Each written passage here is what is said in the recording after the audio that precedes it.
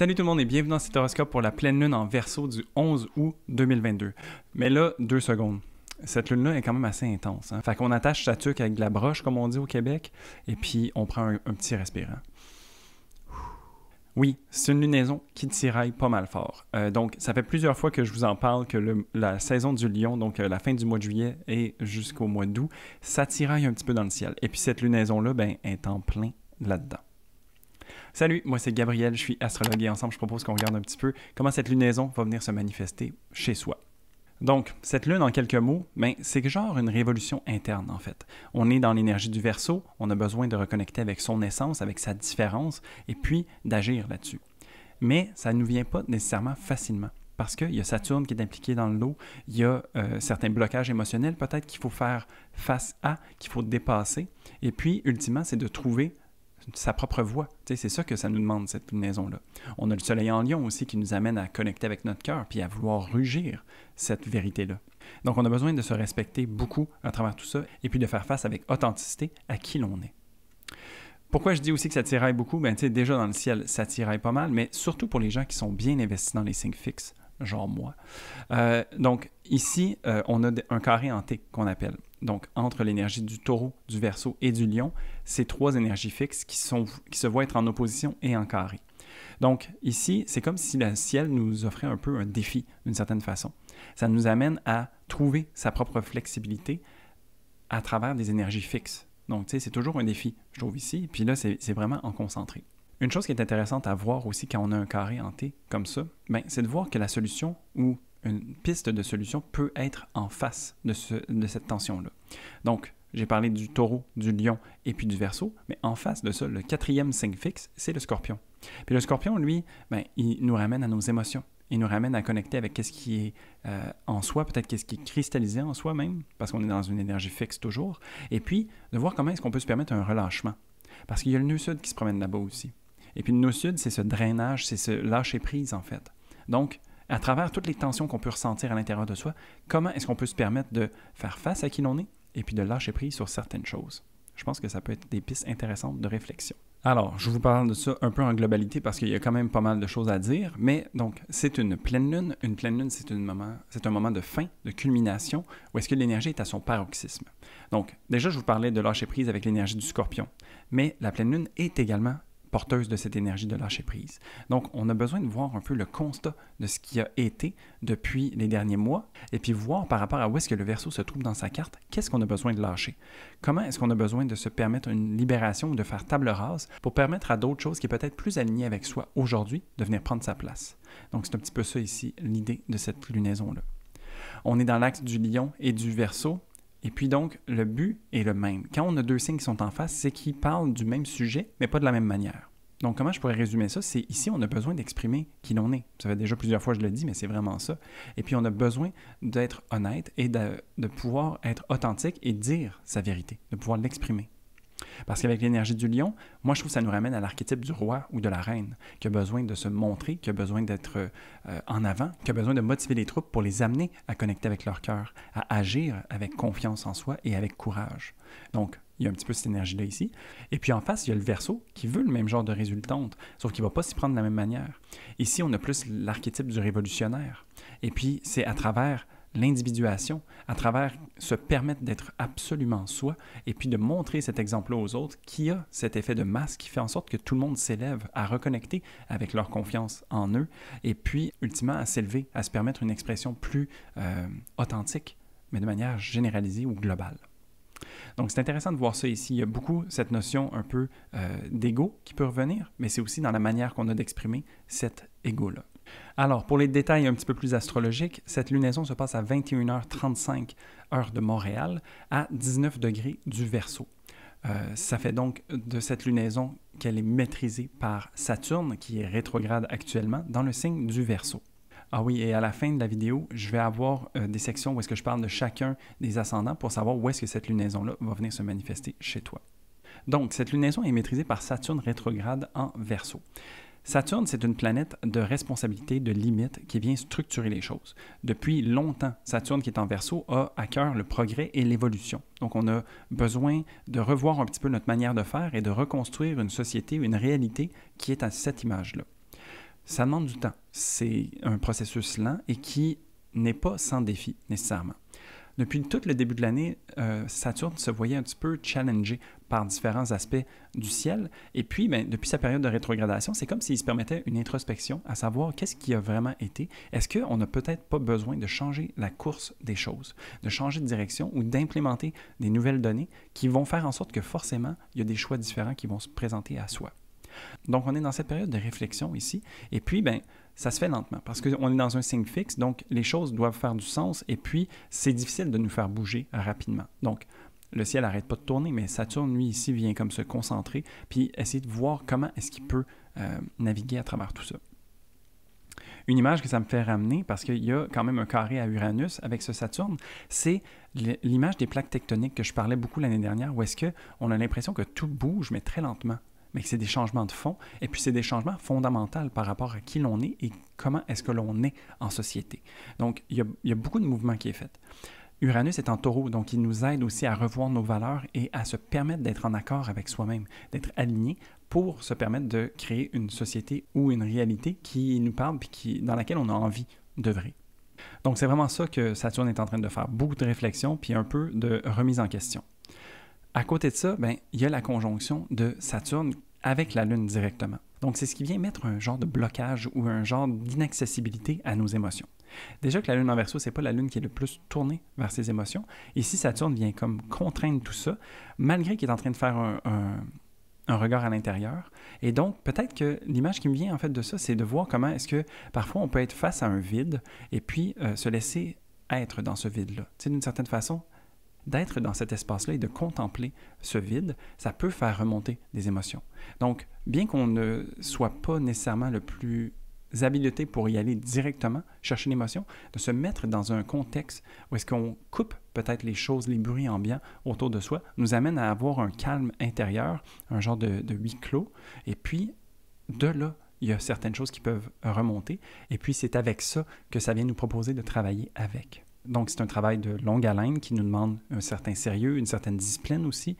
Avec Saturne, on n'est pas dans les fleurs roses nécessairement, mais on est dans le travail juste et qui est fait parce qu'il a besoin d'être fait et qui va nous amener éventuellement à accomplir ce qu'on a envie. T'sais? Donc, bien que les planètes peuvent avoir l'air un peu plus sévères ou difficiles, mais ça ne veut pas dire nécessairement que c'est pour notre mal. D'ailleurs, je commence à introduire cette notion-là de plus en plus, mais vu que c'est maîtrisé par Saturne, cette lunaison-là, elle risque d'être un peu plus demandante pour les gens qui sont nés de nuit. Parce que Saturne, lorsqu'elle est dans une carte de nuit, elle se voit encore plus puissante par rapport à son pouvoir limitatif ou contraignant. Et puis donc, ça peut venir nous mettre un petit peu des bâtons dans les roues. Alors, si on regarde un peu plus cette lunaison en particulier, on a la Lune en Verseau, le Soleil en Lion. J'ai déjà parlé de l'axe, qu'est-ce que ça voulait dire. Mais ici, donc, cette Lune qui est un peu plus méfiante par rapport à ses émotions, qui a un peu plus de distance, se voit être contraignée à devoir se focaliser sur elle. Avec le Soleil qui vient illuminer la part du Verseau, c'est comme si ce vide, en fait, était très lumineux. Peut-être que c'est éblouissant, en fait. Puis on a de la difficulté à saisir exactement qu'est-ce qu'on est venu faire ou qu'est-ce qu'on doit faire dans cet espace-là. Et puis, à l'intérieur de nous, ça vient tirailler. Tu sais, quand on n'a pas nécessairement de stimuli externes, on est face à soi-même et puis on est face à ses propres tiraillements à l'intérieur. Tu sais, d'une certaine façon, on peut voir ça à l'extérieur de soi, mais on peut voir ça également à l'intérieur de soi, en effet miroir. Donc, les astres ne font que corréler les choses qui se passent à l'intérieur de nous. Donc, ici, on peut sentir qu'il y a malgré tout ce besoin de comprendre qu'est-ce qui se passe, de pouvoir se libérer, en fait, de ce joug qui nous est soumis ou auquel on se soumet soi-même. Donc, de se permettre d'avoir un peu ce regard lucide, détaché et critique par rapport à la situation peut nous aider à tirer des leçons et à s'en sortir ultimement. On a besoin de reconnaître notre différence à travers cette lunaison-là et de voir qu'est-ce qui fait de nous quelqu'un d'unique. C'est aussi une clé pour la connaissance de soi et puis savoir aussi de quoi on est fait. Si on est authentique avec soi-même, si on est amené à notre plus simple expression, qu'est-ce qui reste? C'est ce genre de détail-là qui peut remonter.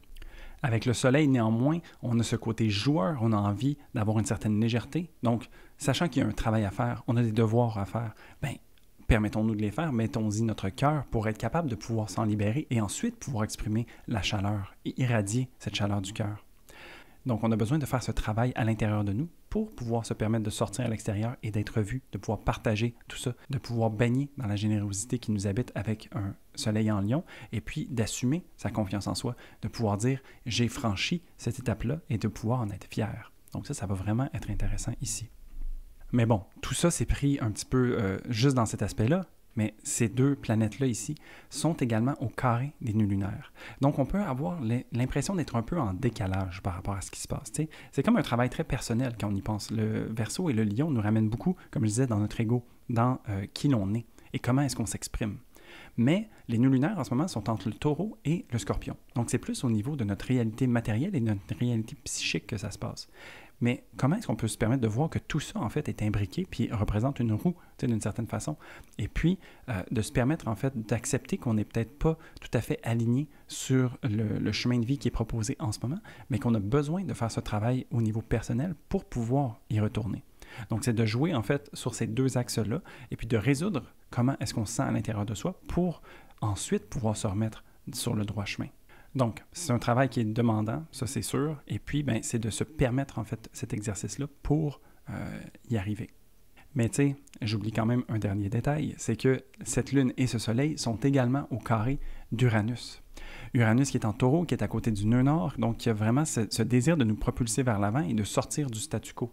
Donc le travail qui est demandé peut être un peu inconfortable et nous prendre au dépourvu parce que Uranus vient nous poser des questions pas nécessairement super confortables et puis nous ramène face à nous-mêmes. C'est comme un miroir, d'une certaine façon, où est-ce qu'on doit se regarder. Puis on se doit d'être authentique, on se doit d'être en accord avec soi-même et en accord avec ce qu'on a envie de faire pour pouvoir retourner sur ce chemin-là par la suite qu'Uranus et le nœud nord nous proposent.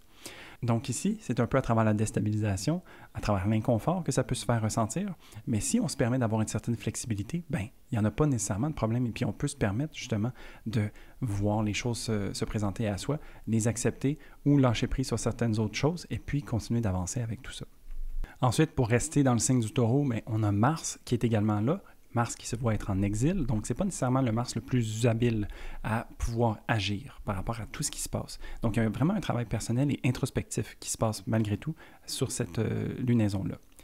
Mars ici, donc, c'est une force tranquille, mais qui n'est pas outillée, comme je disais. Alors, on est un petit peu alourdi, en fait, dans notre capacité d'action. On n'a peut-être pas la motivation très forte. Tu sais, l'image que j'ai, c'est au lieu d'avoir une épée, par exemple, le guerrier que Mars représente dans le Taureau, c'est plutôt celui qui n'a pas d'armes et puis qui doit trouver, en fait, sur un champ quelque chose pour se défendre. Tu sais. Donc, il va prendre une roche, mais le terrain est un peu raboteux puis c'est pas nécessairement confortable. Malgré tout, on est efficace et on est capable de fournir l'effort une fois que la motivation y est, puis qu'on s'est lancé, le travail va se faire. T'sais. C'est juste qu'on commence par dire non, en fait, ici, et puis on a un petit peu les talons à côté au sol, puis on n'a pas vraiment envie de bouger ou de se faire dire de bouger. Donc, malgré que la lunaison ici vient nous amener à ce travail au niveau de l'ego et ce travail au niveau de soi, puis d'être aligné, puis tout ça, assurez-vous d'avoir la motivation et de respecter en fait votre rythme par rapport à ça. Parce que de presser le citron, de pousser Mars en Taureau, ça ne va pas nécessairement aller dans votre sens parce qu'il risque de se revirer de bord puis de vous taper dessus. Avec Mars en Taureau aussi, si on le pousse, il y a cette tendance à ruminer puis à encaisser beaucoup. Donc, il faut faire attention avec ça. Il faut vraiment user de discernement et puis d'agir, comme, il faut flatter dans le sens du poil avec un Mars en Taureau. Ce Mars en Taureau est quand même assez stimulé aussi parce qu'il a le trigone de Pluton qui vient l'alimenter. Ça fait en sorte qu'on a ce désir malgré tout de transformation. On a envie de manifester une différence. On a envie de se regarder en face puis éventuellement de se permettre une certaine mort-renaissance qui va nous faire jaillir à nouveau. Qui va nous permettre de pouvoir user les outils qui nous sont donnés de la manière la plus efficace possible. Aussi, on a un sextile avec Neptune qui vient nous aider un peu à adoucir tout ça, de se laisser en fait porter. Le Taureau cherche le confort, et puis là, Mars est un peu inconfortable, comme je disais dans le Taureau, mais peut-être qu'il a en fait cette idée, ce souvenir, cet appel de vouloir aller vers où est-ce qu'il y a un peu plus de confort. Et donc, de se permettre de faire l'effort maintenant, qui n'est peut-être pas la chose qu'il a le plus envie de faire, va lui permettre d'arriver vers quelque chose de plus intéressant par la suite. Donc, on peut s'imaginer ici que Neptune vient nous inspirer à tout ça. Et puis, c'est un aspect positif, donc ça vient nous offrir des opportunités. Il faut simplement avoir la sensibilité pour l'acquérir et puis se permettre d'agir convenablement par rapport à elle. Sinon, ça peut nous amener un petit peu de confusion, puis des fois, on peut se dire comme, mais à quoi bon, tu sais, genre, c'est pas possible que je puisse en sortir. Ah, pauvre de moi, tu sais. Donc, il y a un petit peu tout ça. Ce Mars est quand même bien investi, OK? Parce qu'il y a la conjonction avec Uranus qui lui donne aussi un bon boost d'énergie. Alors, tu sais, comme il y a quand même beaucoup de choses qui nous poussent vers l'avant. Tu sais, ce Mars en taureau, lentement mais sûrement, il va finir par avancer. Mais il y a quand même le carré avec Saturne qui est présent aussi, qui fait en sorte que c'est comme si on a un pied sur l'accélérateur à moitié, mais on a le pied sur le frein quand même pas mal fort. Fait que, tu sais, le moteur, il ronde un petit peu pas mal, et puis, ben, ça avance pas tant que ça. C'est même, on pourrait s'imaginer que si on finit par faire le choix de lâcher le frein, puis d'avancer pas trop vite avec l'accélérateur, il y a quand même le frein à main qui est activé. T'sais. Donc, c'est vraiment de voir, en fait, tout le travail que cette lunaison nous amène à faire sur soi, sur notre ego. Comment est-ce que ça vient se répercuter dans notre capacité d'action? Comment est-ce qu'on peut changer peut-être la manière qu'on a d'agir pour se permettre d'aller plus dans son sens puis de créer le moins de friction possible? Je pense que ça pourrait vraiment être une belle façon de voir ça puis de venir baisser un petit peu les tensions qui sont déjà très prenantes dans cette lunaison-là. Et puis pour finir, j'irai voir Vénus. Donc Vénus qui vient d'arriver en Lion, donc une Vénus chaude, chaleureuse, qui a envie de créativité, de s'amuser, de plaisir. C'est une Vénus qui parle du cœur et qui a envie de rayonner. Donc vraiment un beau placement pour Vénus. Et puis, ce qui est très intéressant de se rappeler, c'est que Vénus maîtrise le signe du Taureau, où est-ce qu'il y a beaucoup de choses qui se passent, puis où est-ce qu'il y a beaucoup de tensions qui sont concentrées, avec le nœud nord, avec Uranus, avec Mars, tout ça. Et puis, c'est de voir en fait que tout ce travail qu'on fait, toutes ces tensions qui se font ressentir, et puis ces oppositions, tout ça, mais ultimement, c'est pour se ramener à notre cœur. C'est pour se ramener dans nos valeurs. T'sais? Et puis, Vénus ici, c'est ça qu'elle a comme travail. C'est ça qu'elle a comme objectif, en fait, à long terme. C'est pas la Vénus qui va être la plus sérieuse, comme celle qu'on a pu connaître au début de l'année. Ici, on a envie de récolter le fruit de son labeur, on a envie de profiter.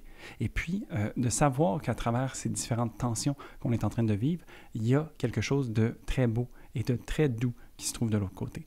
Donc, permettons-nous de répondre à ces défis-là pour se permettre de pouvoir profiter des choses par la suite. Vénus, ça nous parle de nos choix, de nos valeurs, de ce qui est important pour nous, de nos relations, de notre manière d'aimer et tout ça. T'sais.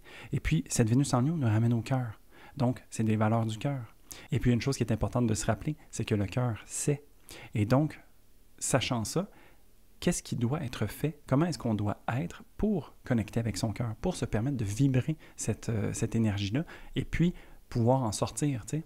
Cette image de huis clos où est-ce qu'on imagine cette lune en Verseau un peu enfermée dans une pièce sous vide, tu sais, comment est-ce que de l'autre côté de ça, elle va se permettre de pouvoir rayonner davantage? Comment elle va pouvoir se permettre une expression plus vraie et authentique d'elle-même? Comment est-ce qu'elle va pouvoir partager ça avec tout le monde? Tu sais? C'est ça ici que Vénus en Lion nous rappelle et nous invite à venir faire. Vénus est aussi une planète qui unifie. Donc, malgré qu'il y a beaucoup de tensions qui tiraillent un peu partout, Vénus, elle, c'est comme si elle ramenait tout au cœur. Et puis, le cœur, en fait, c'est l'endroit du corps qui se permet les plus grandes vibrations. Donc, si on se permet d'agir par notre cœur, bien, c'est là qu'on va avoir le plus de répercussions autour de soi. Donc, bref, on y va un petit peu dans l'ésotérisme puis dans la spiritualité, mais ici, je pense que ça peut être vraiment intéressant de voir comment est-ce que tout ça peut prendre son sens et puis comment est-ce que de se permettre tout cet exercice-là peut être profitable. Alors voilà, ça fait le tour de la lunaison. Maintenant, je vais y aller par ascendant pour voir où est-ce que ça se situe pour vous. Alors, pour les ascendants béliers, cette lunaison-là se passe en maison 11 et donc c'est au niveau de vos rêves et de vos aspirations que ça vient jouer. Est-ce qu'il y a quelque chose peut-être à lâcher au niveau de ça, certaines idéaux qui ne font plus de sens pour vous et que vous avez besoin de vous permettre un certain pivot? Pour les ascendants taureaux, cette lunaison-là se passe en maison 10, donc c'est au niveau de la carrière que ça se joue pour vous et de la réputation, de la vie publique. Donc peut-être que vous avez toujours été investi d'une certaine manière et vous avez été reconnu pour ça, mais vous avez foncièrement envie de faire autre chose. Donc ça serait intéressant de pouvoir se permettre de regarder ça en face. Pour les ascendants Gémeaux, cette lunaison se passe en maison 9 et donc c'est au niveau de vos connaissances, de vos croyances que ça vient se jouer. Est-ce qu'il y a justement certaines choses qui vous limiteraient dans votre expression et que vous avez envie de changer pour vous permettre d'avoir un regard frais sur la vie? C'est exactement ce que cette lunaison vous propose. Pour les ascendants Cancer, cette lunaison se passe en maison 8 et donc c'est au niveau de vos parts d'ombre que ça vient jouer.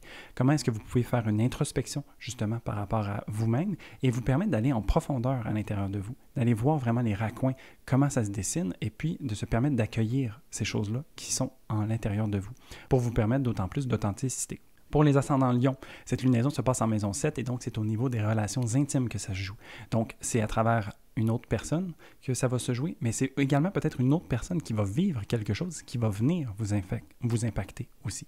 Donc malgré qu'il y a un travail qui est bien important sur vous-même, l'autre va jouer un rôle tout aussi critique dans cette lunaison. Pour les ascendants vierges, cette lunaison se passe en maison 6 et donc au niveau du quotidien, du travail, de la santé ou du développement personnel, qu'est-ce qui a besoin d'être lâché? Est-ce que peut-être on est dans des rouages un peu trop importants, trop prenants et on a besoin de justement avoir un peu plus de liberté? Bien, ici, ça serait tout à fait donné de le faire. Pour les ascendants balance, cette lunaison se passe en maison 5 et donc c'est au niveau des plaisirs, des enfants, des hobbies que ça vient se jouer. Donc ici, c'est un rappel en fait de cultiver sa connexion au cœur et puis se permettre en fait son expression, de se permettre d'avoir un peu ce côté enfantin et de vaquer à ses propres plaisirs. Ça peut être vraiment intéressant de faire ça. Pour les ascendants scorpions, cette lunaison se passe en maison 4 et donc c'est au niveau de la famille et du foyer que ça vient jouer, au niveau de votre intimité personnelle. Comment est-ce que vous avez peut-être certaines choses sur lesquelles vous vous basez pour vous élever qui auraient besoin d'un ajustement ou qui auraient besoin d'une modification parce que vous avez évolué à travers le temps. Donc ici, cette lunaison vous invite à faire ce nettoyage-là.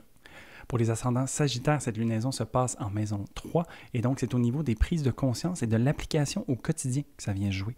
Donc on a peut-être des nouvelles idées, on a peut-être envie de s'exprimer d'une façon différente aussi et puis c'est de voir comment est-ce qu'on peut se permettre tout ça avec la communauté qui nous entoure et avec l'environnement dans lequel on évolue. Pour les ascendants Capricorne, ça se passe en maison 2 et donc c'est au niveau financier que ça se joue, au niveau de nos ressources et de nos talents. Donc, qu'est-ce qui est à développer? Est-ce qu'il y a des nouveautés? Est-ce qu'on a besoin de peut-être se permettre une nouvelle façon de gagner notre argent, une nouvelle façon d'utiliser nos ressources? Ça pourrait vraiment être intéressant de faire une mise à jour ici.